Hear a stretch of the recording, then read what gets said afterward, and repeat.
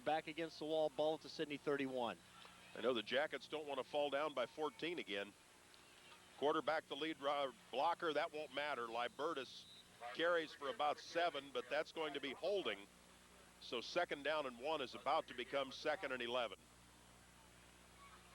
Well, it appears that Bellfntn may repay the favor somewhat. They go from the spot of the foul. It was a yard past the line of, actually 2 yards past the line of scrimmage. They'll go from the line of scrimmage. No, they no, they did. They didn't. 9 yards. Okay, they went from the spot. Ball back to the 39-yard line. 2nd and 9. 2nd and 9, 39. Chiefs. Bellfountain's home opener after winning at Wapak 14-7 last week, while Sidney with a come-from-behind victory over St. Mary's in their opener. He didn't go across. Here's the handoff on the counter. That's St. Clair running for the 25, the 20. He'll go out of bounds at the 16-yard line.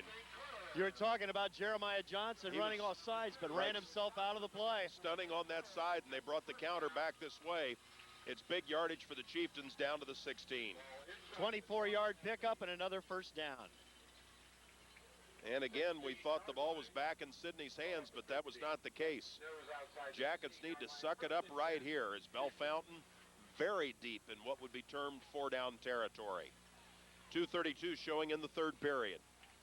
Here's the pitch back. Libertus will take it wide, and he'll go to the 5. David Johnson will get him down there. It'll be 1st and goal, Chieftains. Thought he had a chance to get in, but he was brought down. So let's see. They do rule the forward progress to the 4. It's 1st and goal, Chiefs. 4-yard line. 2:20 left to go and counting here in the 3rd period. Sidney on the short end, 21-14. Bellfountain knocking at the door. Power, eye right, everybody tight. Handoff deep man. Libertus will get to the goal line and very, very close. If indeed he's not in. It'll be 2nd and goal from the 1. Unofficially, I have Libertus with 88 yards rushing. He only had 46 in the 1st half, so he's turned in a nice performance here in the 2nd half already. Still with well over a quarter to play.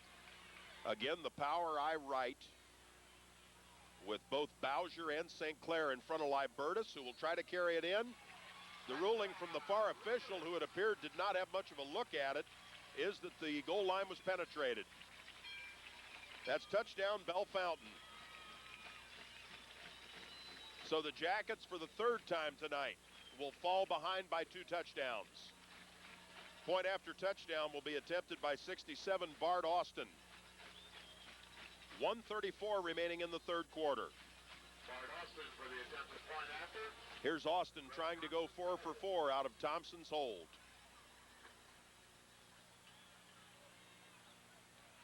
Here's the snap and the boot, line drive right through the middle. 28-14, Bellfountain leading Sidney. Sidney High School football began in 1896. By that time, one of our sponsors was already 10 years old. In 1886, the People's Insurance Agency was founded.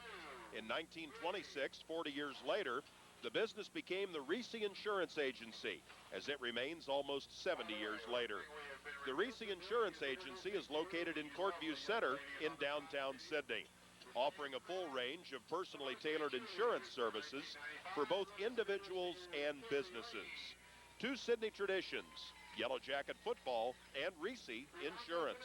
Well, Dave, the Jackets have their work cut out for them once again. They trail by 14. That was the differential at halftime. 1:34 left to go in the 3rd period. So a lot of time for the Yellow Jackets to get back in the ball game and pull out a victory. But they just can't continue to hurt themselves with penalties, and that's been their problem here in the 2nd half and actually throughout the ball game. Every penalty has been a critical one. And give Bellfountain a lot of credit.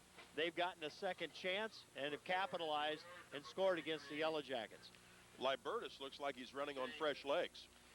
He sure does, but you wonder with as many players as they have going both ways, if conditioning may not come into play in the fourth quarter, but could it be too little too late? Another thing to think about, too, if the Yellow Jackets stay on the 7 spot, they would definitely go for a tie. We could have overtime. It's something to think about down the road. Austin will kick it off, see if Sidney can get a big return. The way he lines the ball, it is very possible. There it is. This will be Brewer at the 10, the 15, the 20, straight ahead. 25-30. He'll get out to the 32-yard line, stopped by Jason Hess. One of the better run backs we've had so far this year, Dave. He got right with it. Jackets go on offense. 1:27 showing in the third period. Ball out to the 33-yard line. First and 10, Sidney. Sidney goes from the 33, 67 yards away from their third touchdown. Bellfntn with safeties very deep. Jackets like to run against this defensive set. Goffney will roll this way to throw it. Sets it up, delivers. That was almost intercepted. Right there was the recent kicker, Bart Austin, 67. Bellfntn had a lot of people dropped off, which leads you to believe the run's probably there.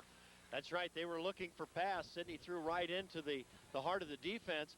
That pass was open earlier as the tight end settled in, that being Luke Allen, and the pass was thrown a little late. Defense was able to close. Goes incomplete, 2nd and 10 against the Jackets. Wing is to this side. Handoff will come this way with Fair. He'll cut it back, gets to the 40. Out to the 44. He'll be very close to a first down. Brought down by Jason Hess, as John Hemp also gives you a good look at 29, Brian Ratliff coming off the pile. The spot's going to be just shy of the 44. As you mentioned, that's going to be real close, maybe too close to call. Yeah, they're going to think about it. First down. First down. After major deliberation, and then he stood on the other side of the ball about 2 yards and signaled first down. So whatever. First and 10 at the 34. Second first down of the second half of the Jackets. We're reaching the 1 minute mark. The ball at the Sidney 44-yard line. Nice run that time by Logan Fair. Goffney at the controls. Hands it to Ward handed it to the first man. And boy, that went absolutely nowhere. That's Brewer. He'll be brought down for, depending on forward progress, about a 2-yard loss. It'll go to 2nd down 10. Let's see when the ball's signaled ready for play. 42-yard line, 2nd and 12. Well, the last 2 times Brewer has carried the football, he's lost 2 yards on that exact same play. Sidney will snap it in the third period. 15 seconds. Goffney will hand it off to Ward. He's got some room. Turns inside of a block. Gets out to the 48-yard line. Ward will get about 6 on the play. Last chieftain over there, 41, Ted O'Brien. And the third quarter is in the books. The Jackets with a monumental task. They trail Bellfntn by 14 as we have 12 minutes to play. Sidney High School football and the FD Lawrence Electric Company are just about the same age, with a slight longevity advantage going to the Yellow Jackets. FD Lawrence is an electrical wholesale distributor specializing in General Electric power distribution equipment and the factory automation components of the Allen Bradley Company. FD Lawrence Electric looks forward to many more decades of serving the expanding Sidney market from their home on South Vandemark Road. Doug Christie and his staff are pleased to again sponsor Sidney football here on Warner 13. Well, Dave, the Yellow Jackets with a very big third down play. The ball is going to be spotted with the change at the 48-yard line of the Yellow Jackets. Trailing by 14, I think Sidney's in 4-down territory. I would look for them to run the football here and then on 4th down, try their hand once again. Not left with many options with the circumstance here this evening. That's right. Bellfntn's going to try to run the clock in the 4th period, try to keep Sidney from possessions. The Jackets need to take advantage of their possessions and put points on the board. They trail by 2 scores. Trips to the left. Trips including the wing. Brewer, the lone man, home behind the quarterback, Goffney. He'll roll out. Brewer at least diverts one of the men. Goffney runs forward, picked up about 1 or 2 of the toughest yards that he'll ever cover. 37, Derek Anderson out there for the Chieftains. Sidney will look at 4th down and 5. And the punting unit with 5 yards to go will come on. Sidney tries to go wide, but really credit the defensive end on the right side for Bellfntn. His penetration took all of the blockers and forced Goffney way wide. He'd ran out of options by that point in time. The running room was back up inside, and he was able to be knocked down, gain on a play of only 1. Andy Ward is the Sidney punter. He'll take it, they fake it.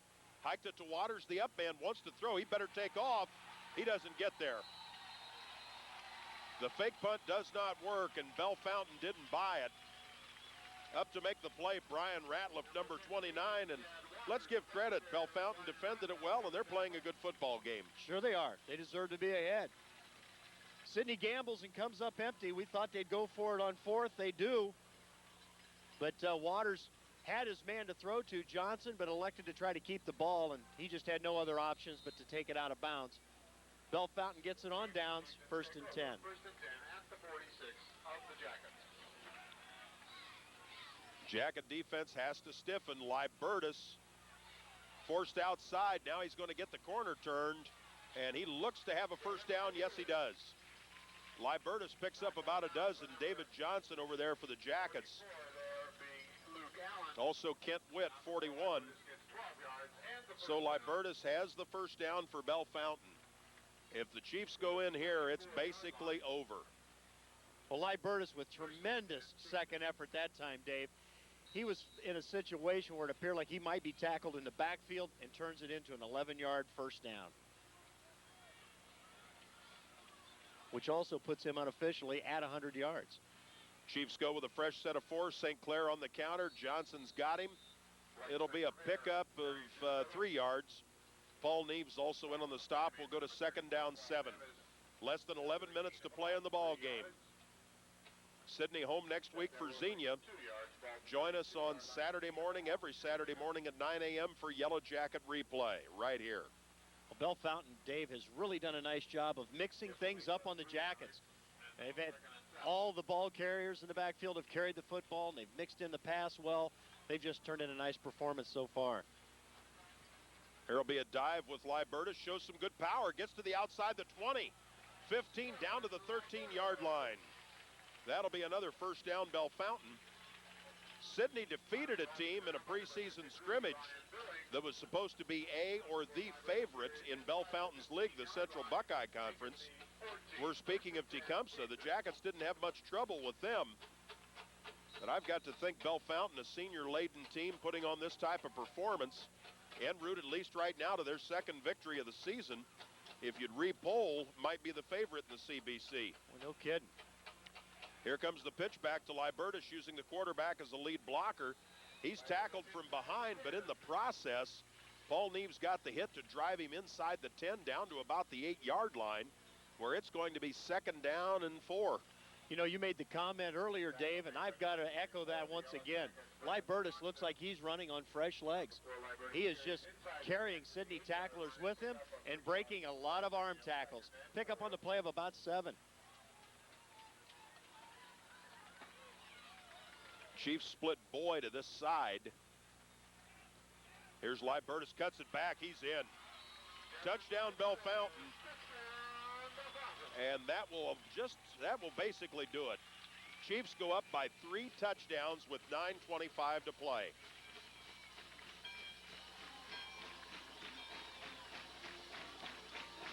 Jackets will have to score soon and often, not much doubt about that. In to try his 5th extra point of the evening is number 67, Austin. Bart Austin, the tight end and linebacker. For the attempted point after, out of the hold of Greg Thompson. Here we go. PAT number 5 on its way. Looks good. It is good. And the Chiefs are up 35 to 14. Can dining be both casual and elegant? Well, at the Farrington in Sydney, where I had the pleasure of dining on Thursday, Jim and Lisa Henning say yes and prove it on a daily basis. They have an excellent choice of entrees and a relaxed dining atmosphere. Try the Farrington for lunch, as their selections accommodate any noontime schedule. Check out the Farrington's catering service. Reservations are always accepted, even on weekends. Be sure to visit the Farrington near I-75 at Fair Road in Sydney. That's the Farrington, looking forward to a very special new year. The Thursday engagement I had at the Farrington was hosted by the Ohio High School Athletic Association, an annual athletic conference among school administrators, media members, etc.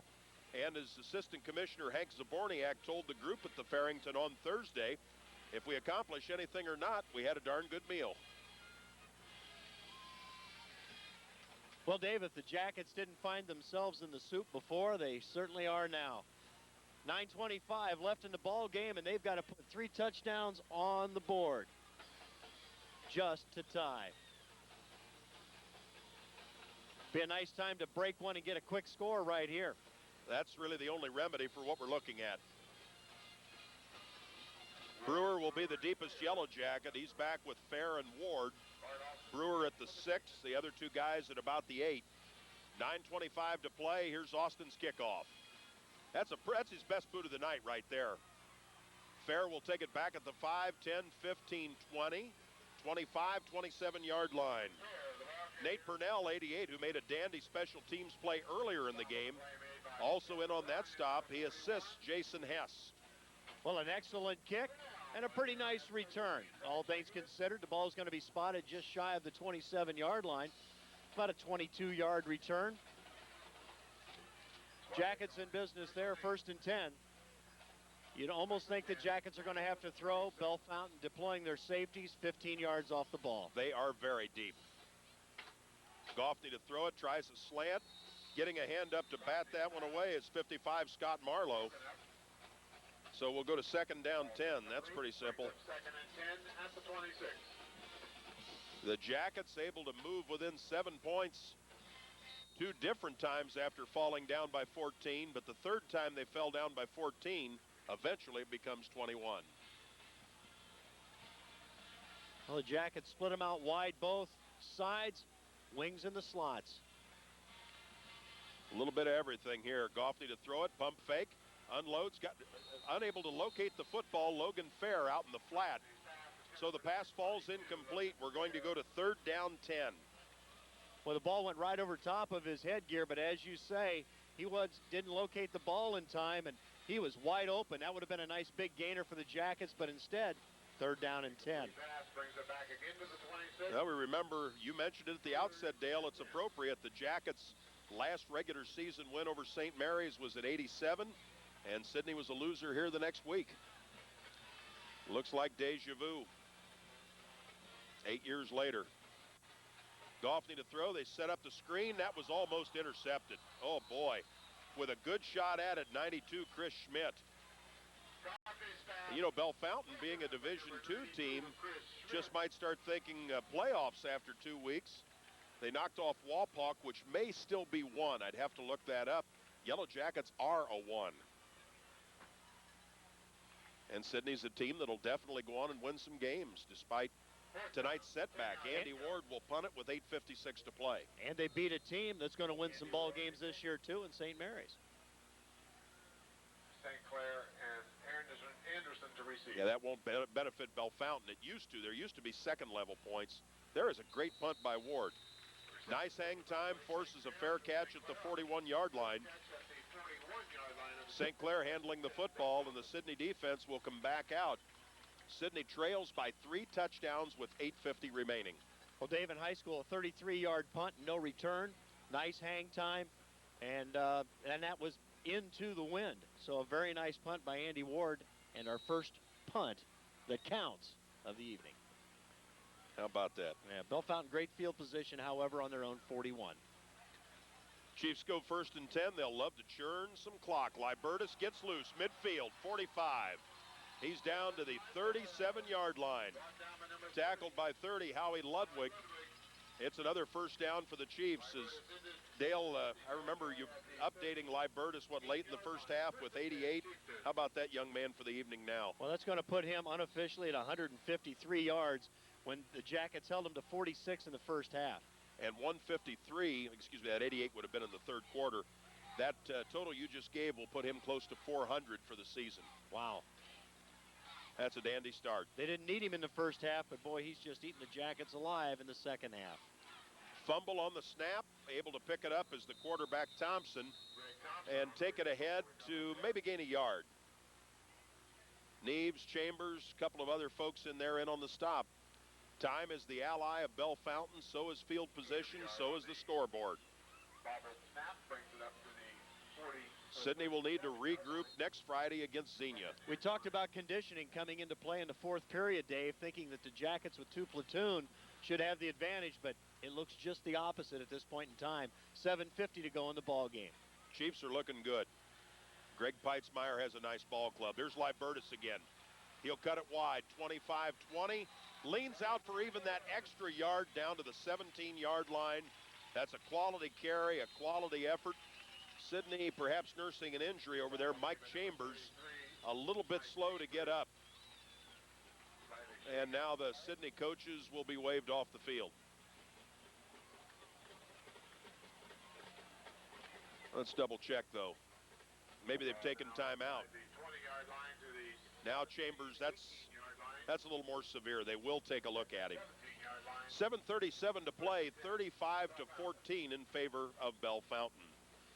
Do you want to be a leader? Well, if the answer is yes, and you're between the ages of 11 and 18, the Sidney Shelby County YMCA has just the program for you. The YMCA Leaders Club is a teen club developed to serve the community, develop maturity, leadership, and have fun. Volunteer today at the YMCA. Be a part of the solution in working toward our community's growth. Learn leadership skills at the YMCA. For more information, contact Deanna Fisher at a very simple phone number, 492-YMCA. Well, Dave, they're still attending to young Chambers down on the field. 7:37 to go. 20-yard pickup that time by Libertus. And what he's done is taken their student body right or student body left play to a different level. Because the Jackets have been overcommitting to the sweep so quickly, he takes the pitch deep in the backfield, and then as soon as he sees the middle linebackers move out of the hole, he cuts immediately back against the grain. And they're really doing a nice job of sealing off that middle, so it's another wrinkle off of the play. And I'm not so sure. I don't believe it's Libertus's own creation. I think it's part by plan because the blocking's just too good as he cuts back against the grain. It's almost like a delayed trap, if you will. They let Sidney's pursuit take them out of the play. He cuts it back against the grain. He's really had a field day running against the Sidney defense. Chambers still being tended to. Each weekly installment of Yellow Jacket Replay during this 100th season of Sidney football is aired on Saturday morning at 9 a.m. here on Warner 13. Our Lehman Cavalier replays are on Monday evenings at 6, following games played in either Sidney or Piqua. Our next Lehman telecast will be Monday, September 11th at 6 o'clock against Marion Local. Ross Media and Channel 13 Productions collectively thank the over 24 local businesses who sponsor these telecasts throughout the season. We'll also be joining you during the basketball season, starting with the Sidney Holiday Tournament in late December. This is Channel 13 Sidney, the home of local high school football on cable television. Well, Dave, a football team has to take advantage of the opportunities that are presented it. And you'd have to say that Bellfntn has made the most of theirs. Regardless of whether anything during the course of this game was correctly called or not, they took the bull by the horns, and they were able to turn advantage after advantage into points on the scoreboard. The Jackets threatened, got back within 7 points, and looked to may have swung the momentum their way. But then another break went Bellfntn's way. They took advantage of that, and they've capitalized on it, and it just appeared like maybe one too many balls bouncing your way broke the backs of the Yellow Jacket defense here. They trail by 3 touchdowns, and Bellfntn knocking on the door for what could be another score to put them over 40 points for the game. Not exactly what we expected coming in here this evening. Mike Chambers, as you can see in the left-hand part of your picture as he now starts off, got to his feet, and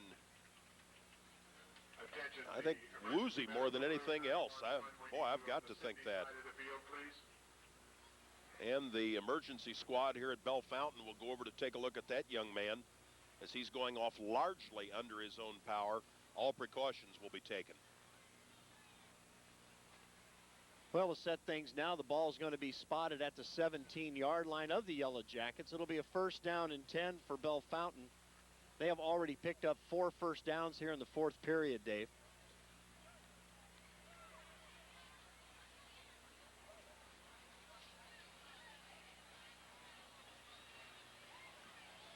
And Chambers completing those final few steps to get off. If they really wanted to examine him, maybe they could have stopped that vehicle back a little closer to the 30-yard line. No kidding. Well, the young man definitely, I believe, had his bell rung. Yeah. I think that's safe to say.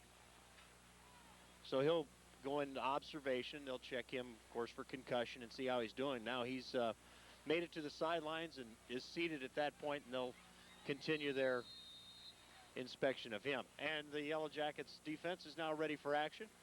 And here comes Bellfntn once again. The Chiefs with a 35-14 advantage. From the left hash on 1st and 10. Handoff straight ahead with the fullback. That's going to be a new face in the lineup. 34, Mellon Baker. He played earlier on special teams. A new face, a non-starter, but still a senior. And Coach Peitzmeyer has a bunch of them, and some good ones. Approaching the 7-minute mark in the 4th quarter. 34, Mellon Baker, the ball carrier on the last carry.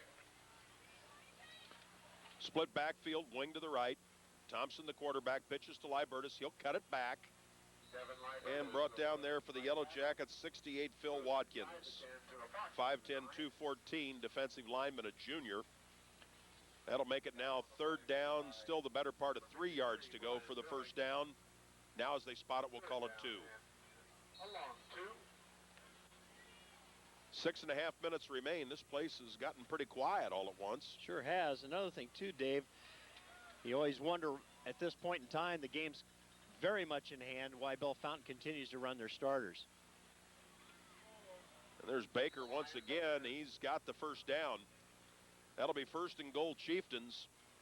With apparent yardage for the 1st down.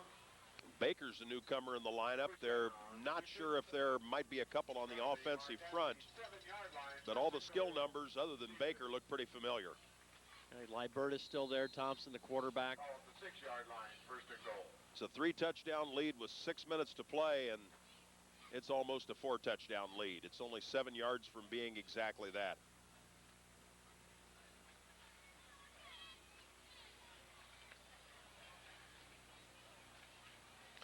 Fumble on the snap. Thompson will end up keeping it. It still squirts ahead a little. Yeah, got probably a yard. Stacked up by Kent Witt. It'll be 2nd and goal from the 6-yard line. One thing this is doing is keeping the clock moving. We'll have about 5:25 to go by the time of the next snap. Slight gain on the play. 2nd and goal. Ball still at the 6-yard line. Football at the right hash mark.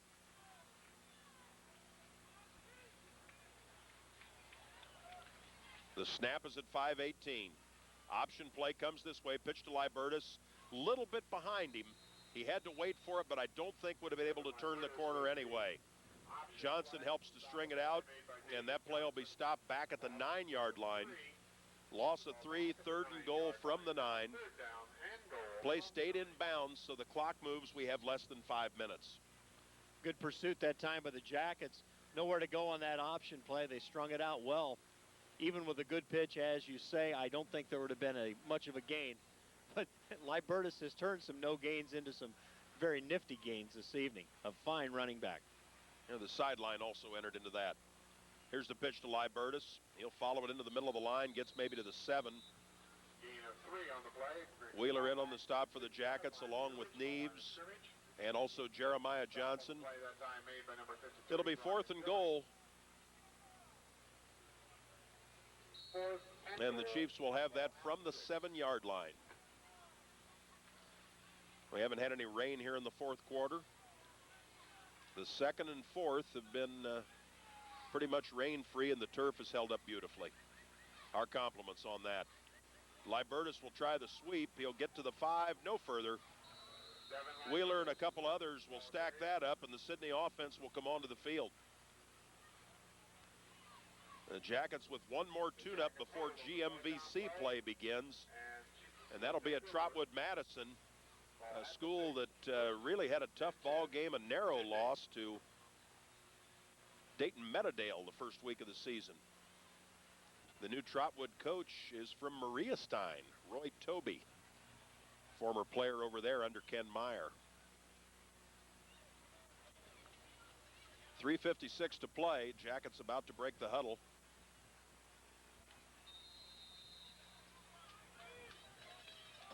And a new quarterback is at the controls. Chad Waters, who earlier was poised to try a pass as a part of a fake punt, hands the football off to 28, a number we do not show. Play made by number 92, Chris Schmidt. So life goes on from there. 3:30 to play. Football's at the 5-yard line. Sydney has its second down, 11 yards, trailing 35-14. Waters with a single running back, Jason Cavender, in behind him. Now they'll move into tandem. Handoff went to Cavender, and Bellfntn greets him emphatically. You still see a lot of familiar faces Bellfntn's side. Right, Chris Schmidt's still out there. So's Thompson. Yep, Thompson, quarterback going both ways. It's Ted O'Brien. We've called that name a bunch, 41. A little hard to figure, but still we compliment the Chiefs on the quality of their game this evening. It's just that this situation is potentially very counterproductive. 2nd and 8. Wing tee to the right.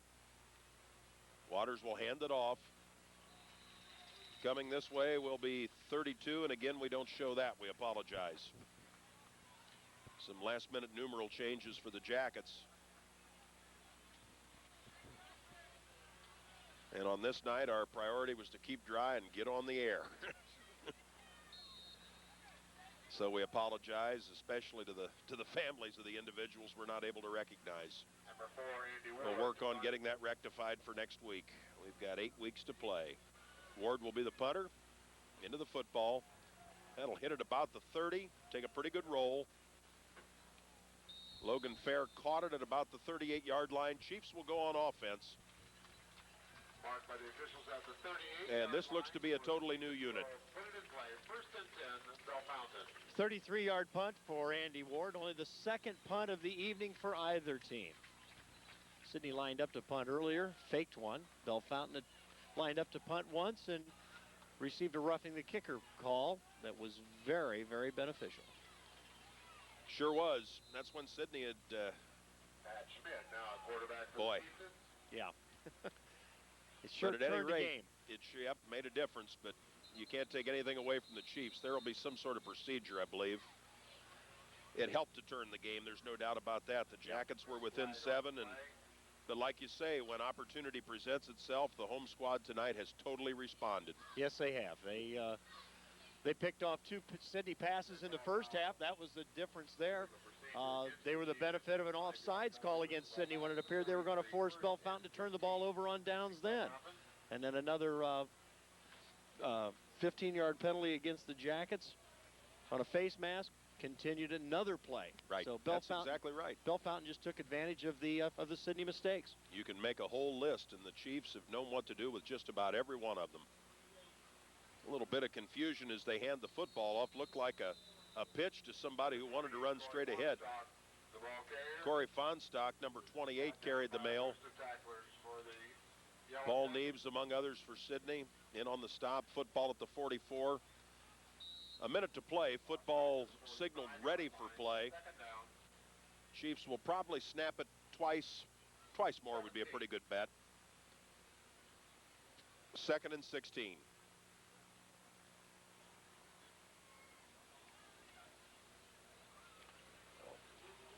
Long count, carrying the mail, 31, Keith Gildow. Number 31, Keith I've got to believe that I played football against his father.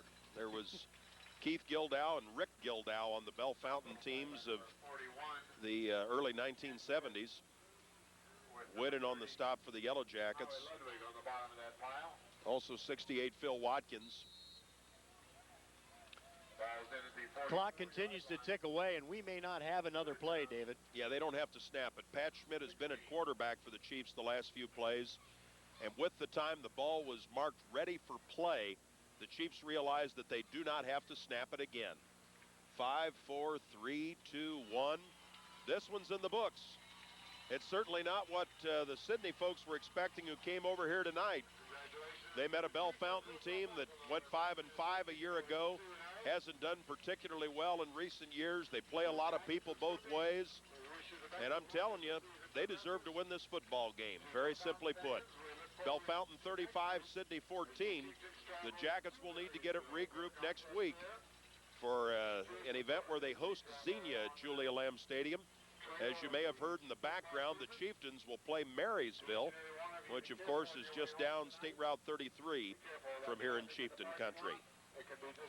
Before getting to Dale with our post-game wrap-up, tonight's game on Warner 13 has been brought to you by the Sidney Shelby County YMCA, the Heinfeld Insurance Agency, Sidney Interstate Shell, the home of the free car wash, the Dog Pound, behind the Sidney Econo Lodge, the Minster State Bank, First Call Auto Supply, the Spot and Frisch's Restaurants, People's Federal Savings and Loan Association, Travel to Paradise, the North Dixie Drive-Thru Carryout, Wilson's Cardinal Foods, Edward D. Jones and Company with Errol Browd and Alan Browd, Emerson Wagner Realty, Area Energy and Electric, Mutual Federal Savings Bank, which always joins us for the halftime band show, Myers Garage and Drive-Thru Carryout in Newport, the Reese Insurance Agency, the Sidney office of the First National Bank in New Bremen, F.D. Lawrence Electric, the Dickman Insurance Agency, the Farrington, and A&B Machine Incorporated. Our cameraman on each edition of Yellow Jacket Replay is John Hemp from Hemp Imagery in Sidney, specializing in still and video photography of weddings and other memorable events. Call him at 492-7313. He promises he'll give you his best shot. Dale? Well, Dave, looking at things at halftime, you thought the Jackets had a chance to come back and get in the game. That's exactly what they did. They were able to cut the Bellfntn lead to within 7, but then the Chieftains arched their back and came right back at the Yellow Jackets, improved too much, and the Jackets just could never recover. Final score, as you mentioned, 35-14. The Jackets end up with 273 yards of total offense. The Bellfntn Chieftains, 321, after trailing in that department at halftime. The big man for Bellfntn, as we expected, Devin Libertus, 178 yards on the ground. Just an excellent performance, getting 132 of those yards unofficially in the second half alone. Chipping in with another 50 yards was Blake St. Clair. 35 yards goes to Josh Bowser, and a total of 268 yards overall running the football for Bellfntn. In the first half, 4 completions for Thompson went for a total of 53 yards. They tried to throw 5 more times in the second half, came up empty. They end up 4 of 10 in the passing department. That gives them the 321 yards. The Yellow Jackets' leading ground gainer was Shane Brewer, 87 yards. Andy Ward was 65, Logan Fair 21, Derek Goffney was 17. But the Yellow Jackets had 154 yards rushing at half. They get 190 for the total in the game. So the second half, Bellfountain's defense completely shut down the Yellow Jacket running attack. The passing game sputtered in the first half. 3 of 7 passing for Derek Goffney with 2 interceptions. The second half, no interceptions, but completed only 1 of 5 attempts. He finishes 4 of 12 for a total of 83 yards. The biggest play coming on a 55-yard screen pass to Shane Brewer for the only Sidney score in the second half. Speaking of scoring, here's the way it went. Bellfntn drew first blood following a Sidney turnover. Pass interception. Libertus took it in from 6 yards out, and it was quickly 7-0 Bellfntn. Following another Sidney interception.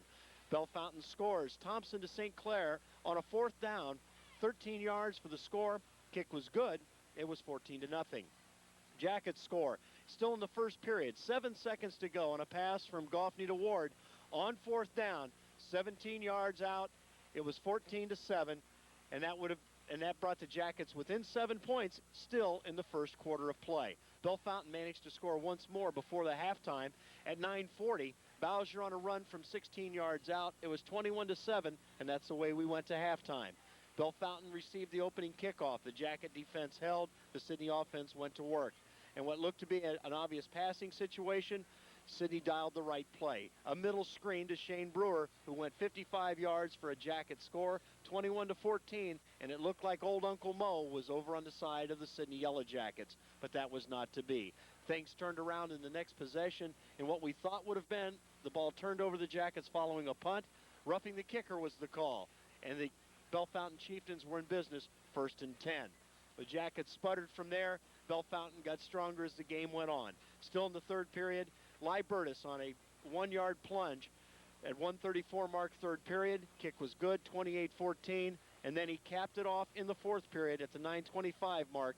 That being Devin Libertus, 8 yards out. Final score, Bellfntn 35, the Yellow Jackets 14. Dave? One bit of good news is John Hemp was panning the Sidney players as they come off the field.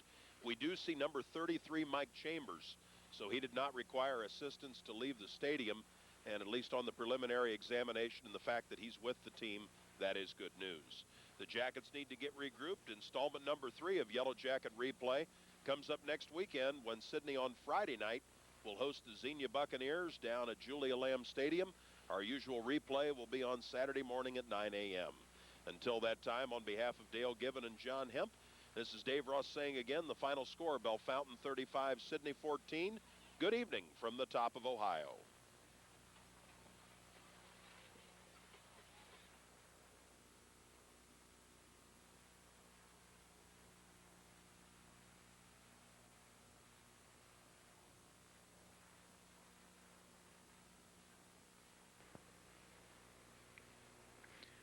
This has been a presentation of Channel 13 Productions and Cable TVS in cooperation with Time Warner and Russ Media.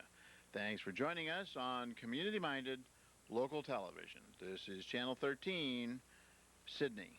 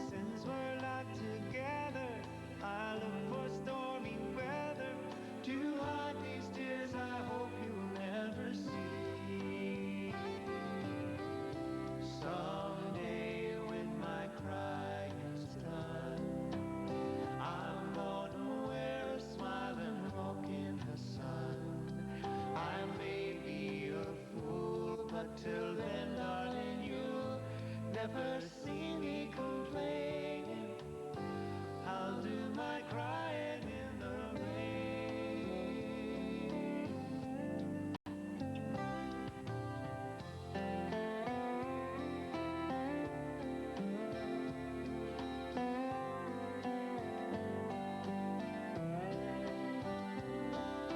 Since we're not together, I look for stormy weather to hide these tears I hope you'll never see. Someday when my crying's done, I'm gonna wear a smile and walk in the sun. I may be a fool, but till then, darling, you'll never see me complaining. I'll do my crying in the rain. I'll do my crying in the rain.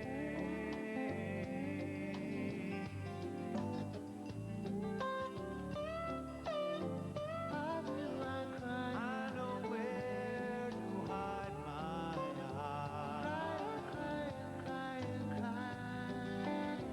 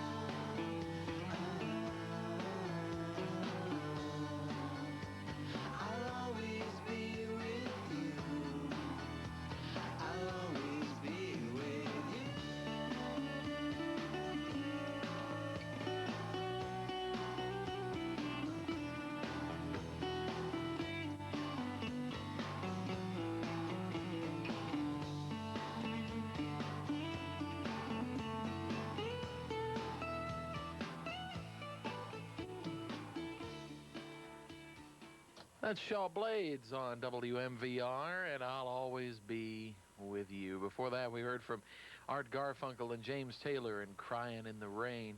Bill McIntosh with you on a Saturday, and it's already starting to brighten up a little bit. Right now we've got cloudy skies, 65 degrees. I'll have a complete look at the forecast during the noon report just 5 minutes from now. Until then, here's music from Everett Harp with Jeffrey Osborne and Jerry's song.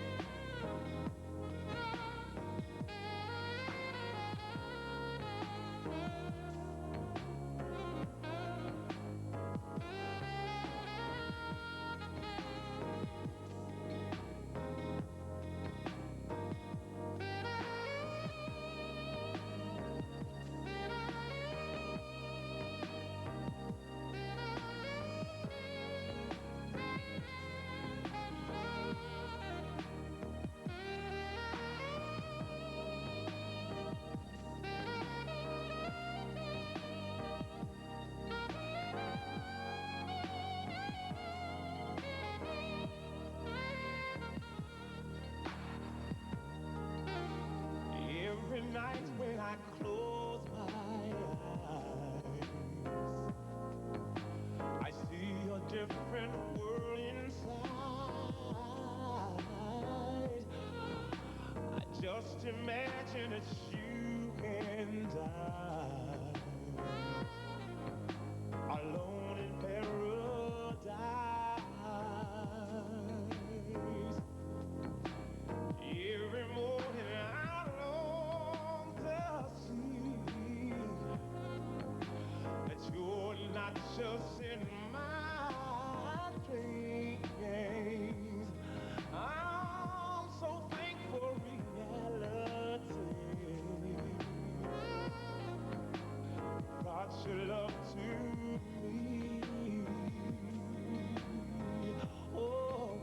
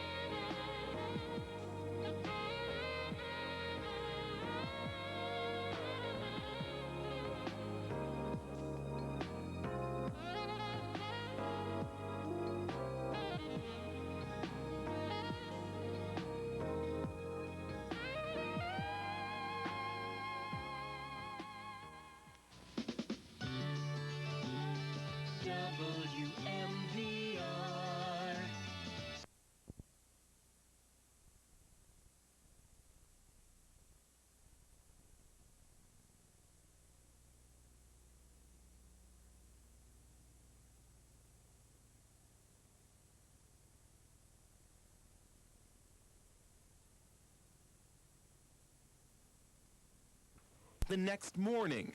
But the next morning never came. I nudged Shannon. I said, Shannon, how you feeling? And she didn't say anything. It was 4:30 a.m. And when I turned the light on, she was facing me. And I knew she was gone. Ron frantically dialed 911. Oh my God! Hey, calm down now. I was going to help her. Get her on the floor. They asked me to pick her up and put her on the floor. I got her on the floor. Hurry up. And they asked me if I knew CPR, and I did. And I started trying to give her CPR. Keep it up. You got to keep it up till you get help me. Please help me. That's all we can. She's already gone. An autopsy showed multiple internal needle punctures and hemorrhaging and listed the cause of death as complications of breast augmentation. The death was ruled accidental. The autopsy report doesn't pinpoint any possible wrongdoing, but Ron believes the needle punctures came from the anesthesiologist. And Ron says the person he was introduced to as the anesthesiologist for Shannon's operation was Dr. Pricey's partner, his wife, Nancy Pricey.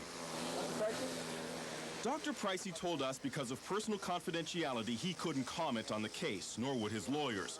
He and his wife run a successful plastic surgery practice. They own this $800,000 waterfront home in Palm Beach Gardens. Florida medical records show neither Dr. Pricey nor his wife have any complaints filed against them.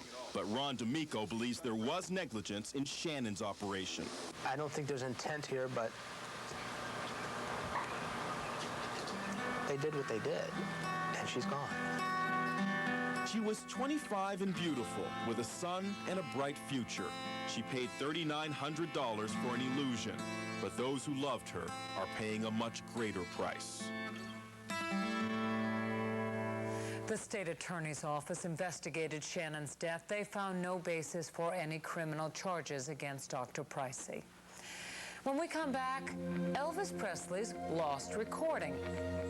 He was singing it, I think, to Priscilla because he did love her till the 12th of November. I mean, he loved her till the day he died. We'll play it for you next. And later, the huge bills you pay for those spectacular rescues.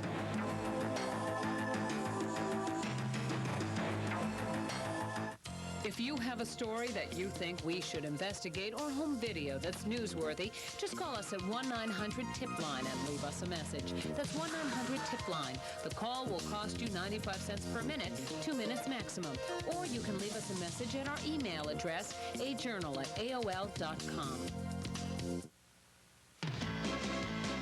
It's incredible. It's the grand opening of Shoebilee, a celebration of shoes like you've never seen. You'll fall in love with the service, the selection, the sensational style.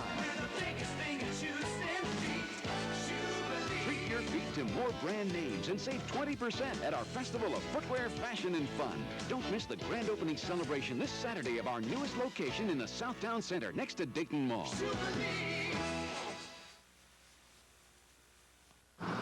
Mr. Sampras, you know why you're here, don't you? I kind of don't. We'll fix that. Let's see. Go up to the umpire. You say, you were wrong. You were wrong. Spotted the balls, throw a few rackets. The ball was in. The ball was in. I'm incompetent. Yell at me. Say tomato. Or two. And eat your pizza the wrong way. Crust first. Why didn't you say so? Introducing the new stuffed crust pizza from Pizza Hut. Now with pepperoni and cheese baked in the crust. Another reason to eat your pizza crust first. 2 at once. I've created a monster. Large, just $10.99. Johnny Bench for S&K. You get great selection, clearance sale prices, and a money-back satisfaction guarantee at S&K. Save on suits at 2 for $200, 2 for $300, and designer styles at 2 for $500. Our entire stock of sport coats and summer sportswear. It's all guaranteed to please. Wish we could say the same for your golf game. 2 area locations in Dayton and Jeffersonville. Call 1-800-644-SUIT. Do you have aching legs or feet, or rough skin, or a sore that won't heal? Any of these could mean a serious problem in the circulation in your leg or foot, but you can get help from the Limb Restoration Center, the only area facility directed by board-certified vascular surgeons. Get an expert opinion about your symptoms by calling the Limb Restoration Center at 226-3985, a service of Grandview and Southview Hospitals.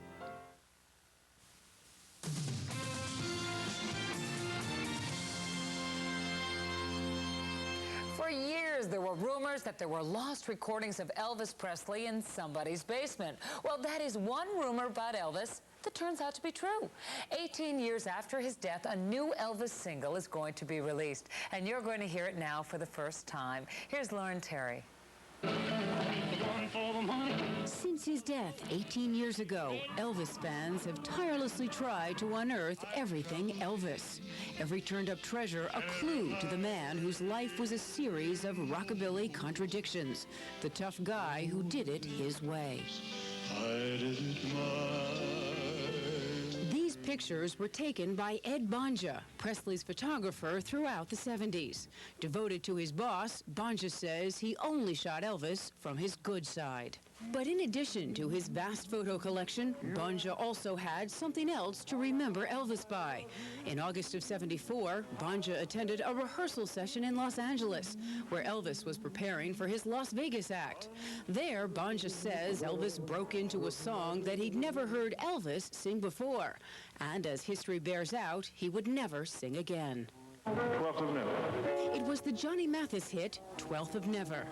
You ask how much I need you, must I explain? The tape is rough by music industry standards, but the tune is soft. I need you, oh, my darling. He put so much feeling into each word because each word of that song meant something to him. As part of the group, the Jordanaires, Gordon Stoker played piano and sang backup with Elvis from 1956 through 1971. Elvis was a big Johnny Mathis fan, and he loved the tender way that Johnny sings. When RCA, Elvis's old record company, heard about Elvis's rehearsal rendition of the Mathis hit, they struck a deal. The old cassette would take on a new life as a CD, remixed in RCA's state-of-the-art studios in New York. There's a naturalness to it that is very touching. He's not making a record, which means that we get a glimpse of what it would sound like if Elvis was at home singing to his family or sitting at the piano. Why did Elvis want to cover a Johnny Mathis tune that had been so successful for another artist? I think that Elvis was very competitive. There's a version of My Way here that where he takes on Frank Sinatra, and he had to do that. He had to prove himself that he could do it.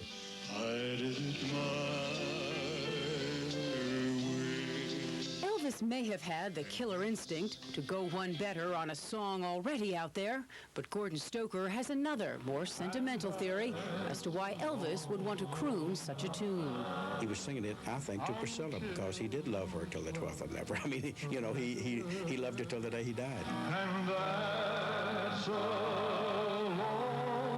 The 12th of Never will be released next month by RCA. It's part of a 5-CD set of remastered recordings. When we come back, rescues in the wilderness. The shocking cost of saving people who risk their lives for fun. Plus, they have created a little mini empire in that they have 6 lawyers who work for them constantly. they're tiny twin titans in Tinseltown. Monday on American Journal, an explosive courtroom confrontation. But it's not what you'd think. That's the defense lawyer fighting with the prosecution. Will this heat wave continue? 2 News Chief Meteorologist Carl Nichols has your local weekend forecast. And learn about a new program designed to help every kind of athlete improve and prevent injury. For live coverage of breaking news and continuing coverage of the big stories, turn to the 2 News 5 o'clock report. Tomorrow, a Healthy Woman report on hair loss. What to do when you find a lot of hair in your brush. Plus Michael Jordan, Family Man, on Good Morning America. Tomorrow, here on ABC. Save big money at the Shoe Carnival's back-to-school Super Sale. Watch the newspaper this Sunday for our Super Sale flyers. Save big money. The Shoe Carnival. If you call Glamour Shots before 9 p.m. tonight, can you get a special deal? Yes, you can. Glamour Shots. Call Glamour Shots before 9 tonight and get your complete session for just $9.95. You get a professional makeover, your choice of 4 looks from our designer wardrobe, and a 16-pose photo session. But call now. Time's running out. Start the school year off right. Call by 9 p.m. tonight for your back-to-school $9.95 photo session. Call 1-800-GLAMOUR-SHOT. If you're looking for guaranteed low prices on everything for your home, look no further than Roberts. Low prices, great service. Nobody beats Roberts. Get 2 pieces of mixed light and dark chicken, mashed potatoes and gravy, coleslaw, and a biscuit. Just $2 when you buy any size Pepsi fountain drink. An incredible $2 deal all day long this week only at Lee's Famous Recipe. It has vents in 22 locations. Storage compartments in 12 locations. 10 speakers in 8 locations. Cup holders in 14 locations. And lights in over 20 locations. So now you know the secret to the new Dodge Caravan's user-friendly design. Location, location, location. The new Dodge Caravan. Just as original as the original. When it's time for your kids to go back to school, go to Burlington Coat Factory for everything that's cool. From kindergarten to college they'll rave, and you'll be thrilled with all the money you'll save. We check the competition every single day, so lowest prices are what you'll get to pay. Hey, all you moms, forget about the mall. We got the coolest looks and labels, we got it all. Remember Burlington Coat Factory for back to school, where the clothes and the savings are real, real cool.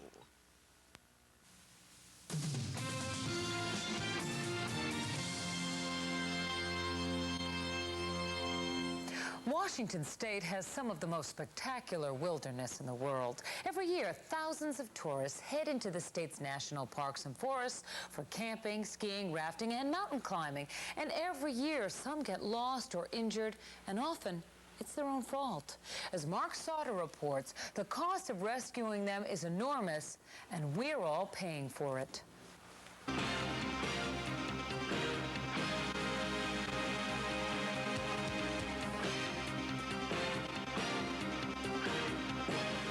They are thrill seekers in search of the next adrenaline rush. People who push the limit, defying death. But sometimes they push too far, and the risk takers go over the edge. That's when expensive search and rescue teams must try to save their lives. But it's the taxpayer, not the adventurer, who almost always pays for it. And the rescue bill adds up quickly, millions of dollars a year.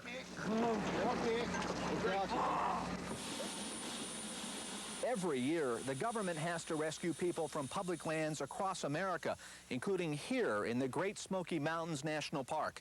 No one is too upset about the cost of rescuing lost hikers or injured campers. But now, more and more critics, including some in the U.S. government, are wondering why the taxpayer should be forced to accept the financial burden of rescuing people who intentionally put themselves at risk. In Alaska's Denali National Park, 1,100 mountain climbers risk their lives every year for the thrill of climbing Mount McKinley, the highest peak in North America. And every year, hundreds of thousands of tax dollars are spent rescuing injured climbers in Denali alone. During one recent year, Denali spent more than $400,000 on search and rescue operations.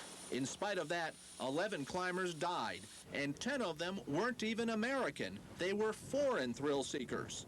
At Denali, foreigners account for most of the deaths and more than half the rescues over the past decade. In 1992, Koreans accounted for 3 deaths and 6 rescues, which cost U.S. taxpayers close to $100,000. This Korean climber is about to ascend Mount McKinley and doesn't think foreigners should pay for rescues. If somebody comes to Korea and they have something happen, we will rescue them. We don't count any money. In many foreign countries, climbers must have rescue insurance before climbing. That way, the taxpayers are not stuck with the bill. Not so in the U.S. The Park Service says insurance would be too expensive and hard to find. But at last, the government decided to take one small step to rescue the taxpayers. Climbers in Denali now have to pay a $150 user fee. But last year, Secretary of the Interior Bruce Babbitt predicted that climbers at other locations will keep their free ride. But it's not going to happen in other parks? No. And for what reason, sir? It's not necessary. Denali is the equivalent of Mount Everest. There's no other comparable condition, in my judgment, in any of the other national parks. But it's not just Denali. Take Mount Rainier outside Seattle, Washington. This 1992 search and rescue of 3 mountain climbers cost close to $25,000, and the rangers here say it was the climbers' fault, but the taxpayers picked up the bill. And recreational daredevils aren't the only ones who get a free ride at the taxpayers' expense. Sometimes it's a multi-million-dollar company. 3 years ago in Hawaii, Paramount Pictures was shooting a scene for the movie Sliver. Its helicopter flew over the open mouth of Kilauea volcano, lost power, and crashed. It cost taxpayers $84,000 to rescue the 3 people aboard the helicopter. The county of Hawaii paid $56,000 of that rescue bill. It's an emotional thing. It's 4 days of work. The county tried to get its money back, but Paramount Pictures, which grossed at least $116 million from the movie Sliver, never paid a dime. Of course, there's no law that requires them to pay, and Paramount declined to comment. As for the federal government, it did not even attempt to recover any of the $27,000 U.S. taxpayers shelled out for the rescue. What do you intend to do about that, the Paramount incident? I think we'll probably have a look at it. Go after them? Well, I think we'll have a look at all the circumstances and see what kind of action is warranted. As far as we can tell, no action was ever taken, and the story is the same on other types of federal, state, and county lands. See you later, man. See you on the bottom, buddy. On the Columbia River Gorge outside Portland, Oregon, parachutists get their kicks jumping off the 600-foot cliff. In 1993, Larry March had a few beers, packed his chute, and jumped off the cliff. But he hadn't packed his chute properly. It malfunctioned, tossing him into the rocks. He's down. March, along with 2 other jumpers who smashed into the same cliff, never got bills for the tax-paid part of their rescues. Some people say that the taxpayer should not be paying for someone jumping off a cliff and smashing into the cliff. I was under the impression that we would receive a bill. They don't bill for that. And the appetite for high-risk sports is growing. Movies like Cliffhanger and The River Wild are inspiring even more people to go out and push the limit.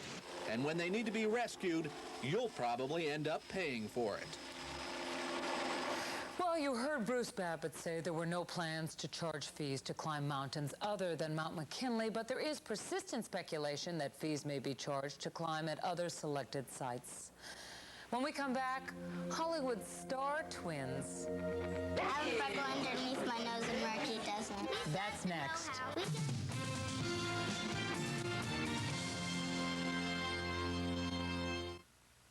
Monday on American Journal, an explosive courtroom confrontation.